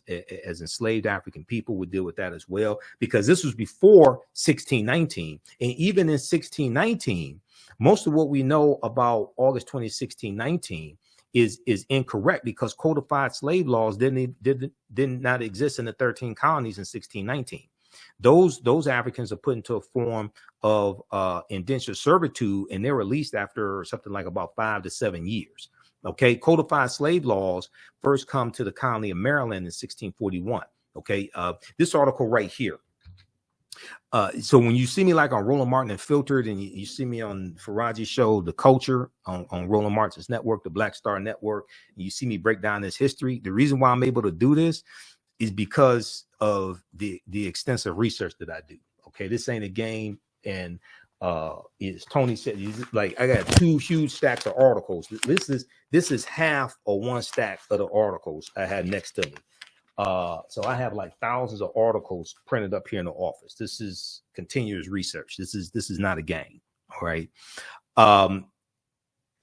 This is a historical marker at Fort Monroe, and it notes the in Virginia, and it notes the arrival of the first Africans in Virginia. Okay, this comes from a critical article from VirginiaMercury.com, August 11th, 2019. The name of this article is "Much of What We've Been Told About Virginia's 1619 First Africans is Wrong." Much of what we've been told about Virginia's 1619 First Africans is wrong.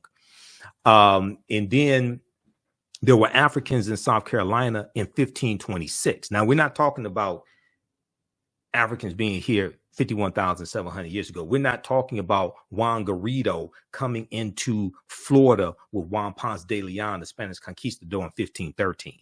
Okay, if you just look at these Africans, there's about 100 of them taken into the South Carolina, Georgia area by the Spanish in 1526, because the Spanish were here before the English come here. Okay, and we know the Spanish were the second ones involved in the transatlantic slave trade, right behind the Portuguese. And when you look at Spain and Portugal, they're right next to each other. So this is why they get in Spain and Portugal are right above Morocco. So when we have the Moors going into Europe, this is why Spain and Portugal gets the brunt of that, because of where they are located geographically above Morocco. And when the Moors go in 711 AD, it's referred to as the Iberian Peninsula. We know they're going to defeat the Vandals and the Visigoths, and they're going to settle in the southern portion of what we today call Spain. And the Moors refer to it as Al-Andalus, which basically means to walk in a spiritual path or walk in a spiritual light. Okay, so when we look at this history is so fascinating. And the reason why this history is so important is because what you do for yourself, what you do to yourself, and what you allow other people to do to you and get away with is based upon what you think about yourself. What you think about yourself is based upon what you have been taught about yourself. What you've been taught about yourself is based upon everything you've read, heard, and seen about yourself. Okay, your thoughts create feelings, your feelings create actions and behaviors, your actions and behaviors create results. So before 1619, there was 1526, the mystery of the first enslaved Africans in what became the United States. So this is an excellent article from the Washington Post, WashingtonPost.com, September 7th, 2019. Spanish explorers brought 100 African slaves to a doomed settlement in South Carolina or Georgia. Within weeks, the subjugated revolted, then vanished. And it's believed they went to go live with Native Americans who were here, and which is kind of a tricky term, because you're going to have Africans intermixing with Asians. Asians come here around 3000 BC, and their offspring are who we call Native Americans. But we also look at in this class, did Africans sell themselves into slavery? We look at that complicated history. A good source on that is Dr. Sylvian Diouf's book, Fighting the Slave Trade, West African Strategies. So there's so much information in this 12-week online course. So visit our website, theafricanhistorynetwork.com, theafricanhistorynetwork.com. You could register for it today. And like I said, you can use this information with your children also. There was something I was going to get to quickly here, and I will give you information on the second class that I teach as well. The second one deals with history that directly impacts what's going on right now. Okay. So we have this here, and we talk about Tariq ibn Ziyad in 711 AD. Oh, Christopher Columbus. Okay. So I showed you the slide when we were talking about, when we were speaking with Tony Browder, because he mentioned Christopher Columbus. Columbus never came to the land that we call the United States of America. Okay. It's important to look at where Columbus goes on his 4 voyages. The closest Columbus came to this land is Cuba, which is 90 miles away. All right. So when we look at his first voyage, now there's a direct connection also, because Columbus set sail August 3rd, 1492, and it took him about 7 years to convince King Ferdinand and Queen Isabella to finance his voyages. Now, the African Moors lose control of their last stronghold, which is Granada, January 2nd, 1492, in the Moorish Granada, the Spanish Granada Wars. Okay, August 2nd, 1492, the Spanish expelled the Sephardim, the Sephardic Jews, out of Spain. And then August 3rd, 1492, Columbus set sail. So he set sail on the Nina de Pinta and Santa Maria. He lands in the Bahamas, which he called San Salvador, which means Saint Savior. Then he became a devil to the people on October 12th, 1492. So this is why some people who still celebrate Columbus Day, they still recognize October 12th, 1492, when he landed in the Caribbean. The first place he landed was the Bahamas. He also goes on his first voyage into Cuba, conquers Cuba and Hispaniola. La Isla Española, which means the Spanish island. That Spanish phrase is anglicized to Hispaniola. The western third of the portion of Hispaniola is where the Spanish colony of Santo Domingo was. And then the French take over. The French fight against the Spanish and take control of the western third of the island of Hispaniola in 1697 and call it Saint Dominique. And then there's a revolution in the island, in the colony of Saint Dominique in 1791, and those Africans are going to win their independence from France, declare their independence January 1st, 1804, and called it Haiti or Haiti. Okay, this is what we're talking about. This is the region that we're talking about. Columbus's second voyage, September 1493, he goes into the West Indies and into Puerto Rico or Bariquin, and then Jamaica in 1494. The Spanish are conquering all these territories, and you're going to see constant fights between these Europeans who have been fighting and killing each other for hundreds of years. They went from being groups of barbarians, okay, the Anglos and the Saxons and the Jutes and the Lombards and the Picts and the Alans and the Franks. They went from being, and the Vandals and the Visigoths, they went from being groups of barbarians to having kingdoms. And then they go from having kingdoms to having nations. And they were fighting and killing each other for hundreds of years. And they will continue with World War I in 1914. In World War II, starting in September 1939, when Adolf Hitler invades Poland. Okay, so what's going on in Ukraine right now is in the region of the world where World War II started, because Ukraine is bordered by which two countries? Russia and Poland.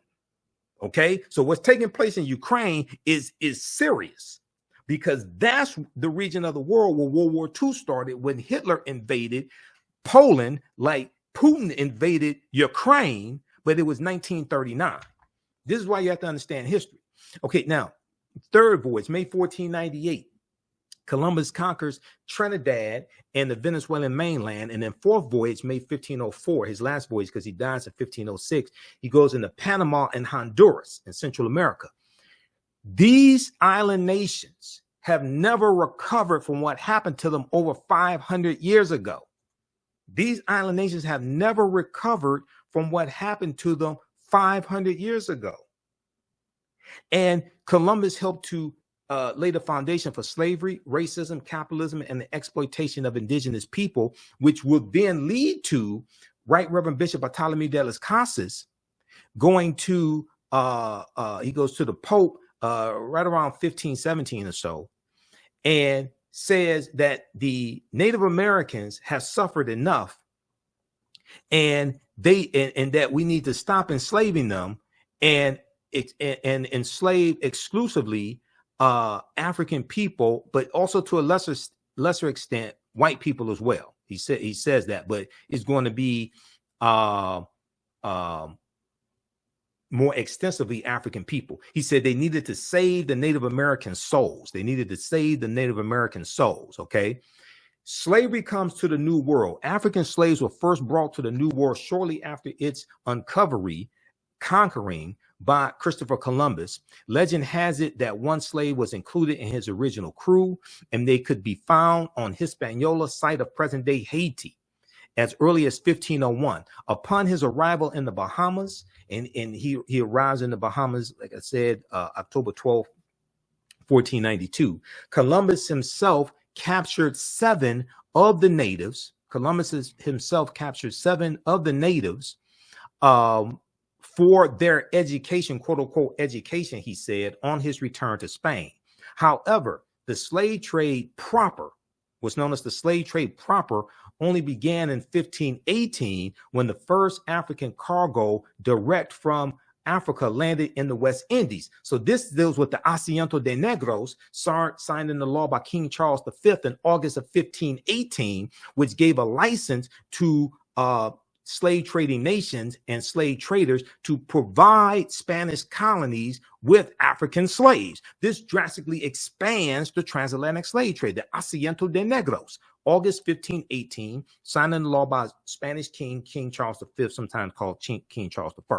The importation of African slaves to work in the Americas was the inspiration of the Spanish Bishop Bartholomew de las Casas, whose support of African slavery was motivated by humanitarian concerns.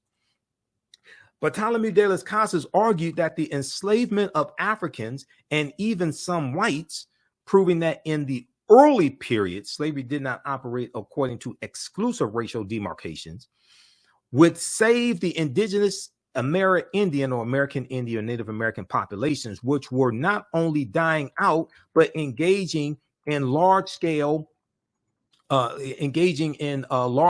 revolts and rebellions. Okay, large scale resistance as they opposed their excessively harsh conditions.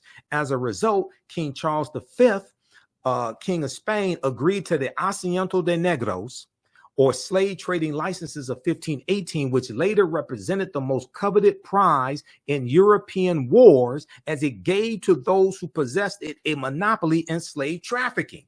Well, Bartholomew de las Casas traveled with Christopher Columbus on some of his voyages, and he kept a diary, okay? And his diary was turned into at least 2 books. I read 2 of his books when I was in college, okay? Like Tears of the Indians or Tears of the Indies, something like that. So Columbus and de las Casas are crucial to understanding the transatlantic slave trade and its expansion. So this is why we have to look at this history chronologically. Professor Kaba Hiawatha Kamene, who's one of my teachers, and you've heard many of my interviews with him over the years, he says, to understand the existence of something, you must first understand the pre-existence of existence, okay? All right, so if you like this type of information, you can register for this online course now. You can start watching it immediately, okay? And we have a lot of archive content there. This is understanding the ancient Kemet, the Moors, and the Ma'afa, understanding the transatlantic slave trade, what they didn't teach you in school. How's everybody doing today? How you all like this type of information? Give us a thumbs up, give us a heart, give us a like. Now, I got to pace myself because I got to teach a 2-hour class as soon as I finish this broadcast. See, y'all got me going. I have to pace myself. Then I have to do a 2-hour radio show tonight, okay? So I'm going to be knocked out after my radio show is over with. We do our radio shows Sundays, 9 p.m. to 11 p.m. Eastern Standard Time. Okay, so ancient Kemet, the Moors, and the Ma'afa. Kemet, one of the original names for Egypt. This is a 12-week online course. This time around, we'll do at least 13 sessions. Okay. It's on sale $60, regularly $130, one of the best investments you ever make. And it's the gift that keeps on giving. If you want to give this as a gift to somebody, you can. You can use this registration with your family. You can use this with your children also, because I would say the content is PG-13. It's not overly graphic. I don't do a lot of cursing or anything like that. All right. And I do a PowerPoint presentation with book references, articles, video clips, excerpts of interviews I've done with some of the scholars as well. Register for, we have a bundle package. You register for both classes for only $100. So this one and the second one that I teach, Black resistance movements from the Haitian Revolution, U.S. Civil War, Civil Rights Movement, and Black Power movement. And we do the second one on Sundays, normally 2 p.m. to 4 p.m. Eastern Standard Time. Today we have to do it at 3 p.m. because I had to do the interview with Tony Browder. And I've been talking to Tony about doing an interview with him probably like 2 years. And I said, so when I talked to him Friday when I was on Roland Martin show, we were texting back and forth, talking about Queen Cleopatra, some other information. And I said, okay, so would you be available for me to interview this weekend? And he said, so we'll do Sunday at 1 o'clock. I said, okay, I'll rearrange things, because I was trying to catch him before he went to South Africa a few months ago, and we weren't able to do it. So I said, I gotta go ahead and do it. Okay, now so how you all like this type of information? Give us a thumbs up, give us a heart, give us a like, follow us on our social media platforms, YouTube, Michael Imhotep, IMHOTEP. Turn on live notifications so you know when we go live. If you want to support us, also do it through Cash App or PayPal as opposed to YouTube. YouTube takes a third of whatever donations we get, and they only pay out once a month. Okay, Cash App and PayPal is immediate, so we can use that to cover expenses. $ the AHN show through Cash App, and through PayPal, paypal.me/the AHN show. Okay, now the second class that I teach, and we do this on Sundays, is Black resistance movements from the Haitian Revolution, U.S. Civil War, Civil Rights Movement, and Black Power movement. So I put this class together in October 2021. That was the first time I taught this class. And the reason why I had to put this class together is because I had so much information that I wanted to cover as an extension of the first class to really understand this history that happened from 1800 to 1968. I didn't have enough time in understanding the transatlantic slave trade to cover this information like it should be covered. So I had to create this second class so we can go through and look in depth at this history chronologically from 1800 to 1968, 1970. Okay. So, and we see that this history puts us directly on a trajectory to where we are today. All right. Now, when we talk about the voter suppression tactics that are taking place in these former Confederate states, when we look at the political violence that's taking place as well, we see this is reminiscent of the Reconstruction era.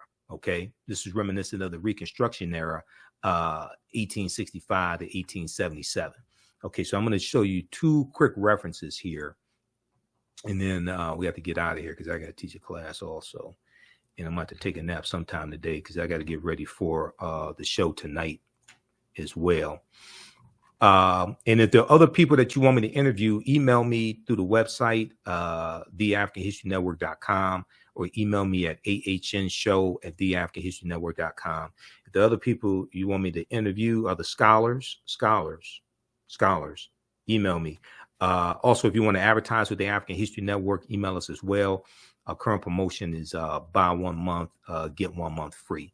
And we have the information on the homepage of our website as well. So African-American business owners, you can advertise with the African History Network. We have 3 different ad packages for you to help you as well. Email us through the website or at ahnshow@theafricanhistorynetwork.com, whether you have a brick or mortar store or a e-commerce store. Okay. So if we look at this, so the second class here. And let me pull this up here. Okay, Black resistance movements. All right. So, introduction to this class. In the aftermath of the January 6, 2021 insurrection at the U.S. Capitol building, and we know African American men participated in building the U.S. Capitol building. Many leading historians drew parallels between the violence that we saw January 6, 2021, and the period of political revolution. Drew parallels between the violence that we saw January 6, 2021, and the Reconstruction era. Reconstruction is 1865 to 1877. Okay, 1865 to 1877, and this was the period of political revolution directly following the U.S. Civil War, which is 1861 to 1865. So this 12-week online course that I teach and developed the curriculum for analyzes U.S. history primarily from the African-American perspective, beginning in the period looking at 1800 to 1856, 1865, leading up to the Civil War and the end of the Civil War and the ratification of the 13th Amendment, December 6, 1865, when Georgia ratifies the 13th Amendment. We'll look at the Reconstruction era, 1865, 1877, the Red Summer of 1919, which was the year after World War I ends, and you have about 25 major race riots across the country.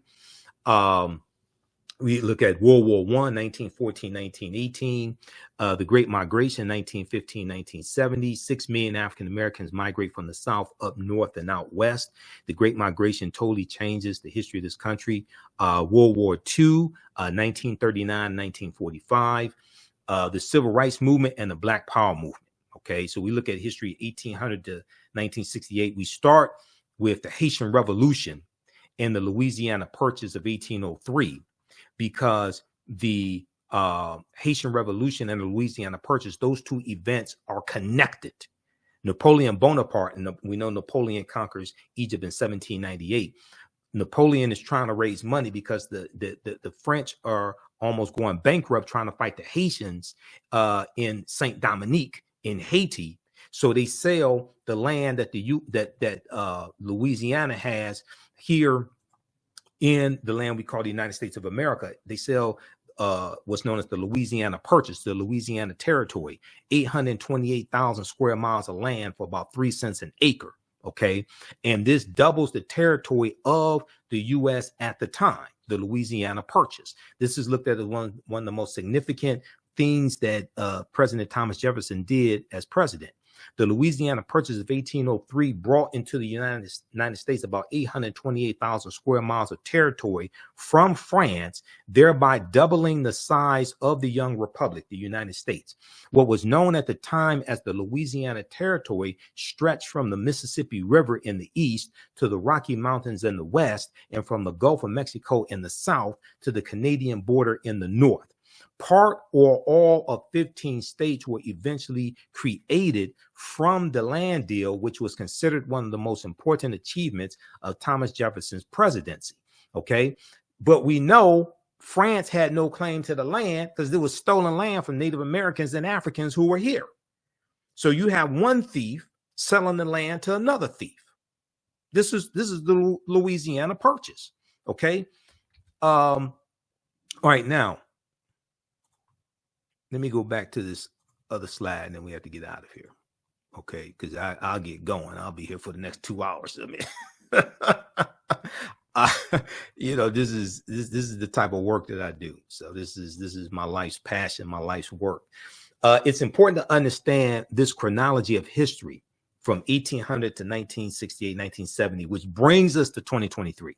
It's important to understand this chronology of history to get a better understanding of how we got to where we are now, to understand where we need to go from here, understand the laws and policies that need to be put in place to take us where we need to go. Everybody's talking about reparations, but very few people understand the history of the damage that you're trying to seek reparations for, to repair the damage of. And to seek a legal remedy to a historical problem implies that you need to understand both law and history. And unfortunately, most of our people don't understand either one of them. Unfortunately, some of this history is repeating itself. Unfortunately, some of this history